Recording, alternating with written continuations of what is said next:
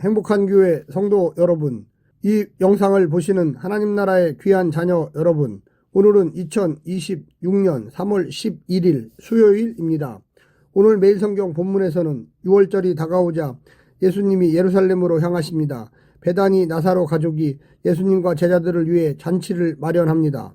그때 마리아가 순전한 나드 한 근을 가져다가 예수님의 발에 붓고 머리카락으로 닦습니다. 유다가 마리아를 꾸짖지만 예수님은 마리아를 허락하며 그것이 당신에게 어떤 의미인지 말씀하십니다. 유대인들이 예수님과 나사로를 보기 위해 베다니로 모여듭니다.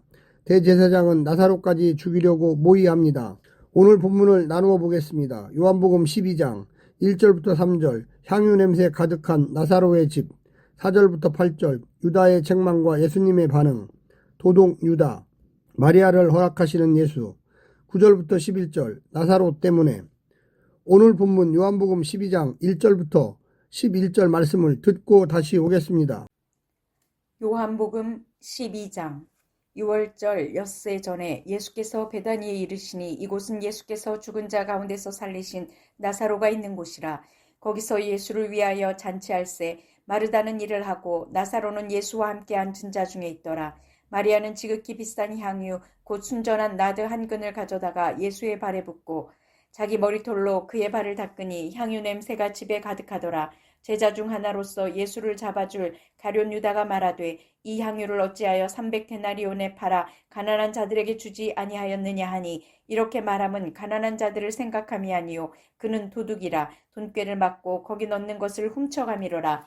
예수께서 이르시되 그를 가만히 두어 나의 장례할 날을 위하여 그것을 간직하게 하라. 가난한 자들은 항상 너희와 함께 있거니와 나는 항상 있지 아니하리라 하시니라.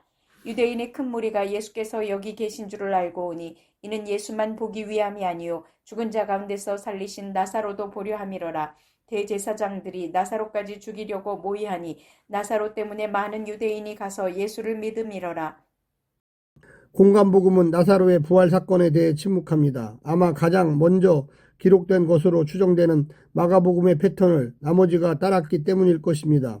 공간복음은 갈릴리에서 예루살렘으로 단일 행로로 이야기를 구성하지만 요한은 예루살렘과 긴밀한 관계 속에서 사역의 역동성을 묘사합니다. 12장은 전반적인 표적의 책을 매듭짓는 장으로 본단락은 후반부로 넘어가는 연결고리 역할을 합니다. 나사로의 부활 사건은 예루살렘 입생 전까지의 마지막 표적이고 마리아의 향유 부음은 최고의 표적이 될 예수님의 죽음을 준비합니다. 오늘 본문을 세 부분으로 나누어 자세히 설명드리겠습니다. 첫 번째, 사랑을 감추지 못하다. 6월절 엿새 전이고 예루살렘 입성 이틀 전인의 일입니다. 계속되는 6월절에 대한 언급은 예수님의 죽음이 6월절과 관련되어 있음을 암시합니다. 예수님도 마리아의 헌신을, 장례를 미리 준비한 것으로 받으십니다.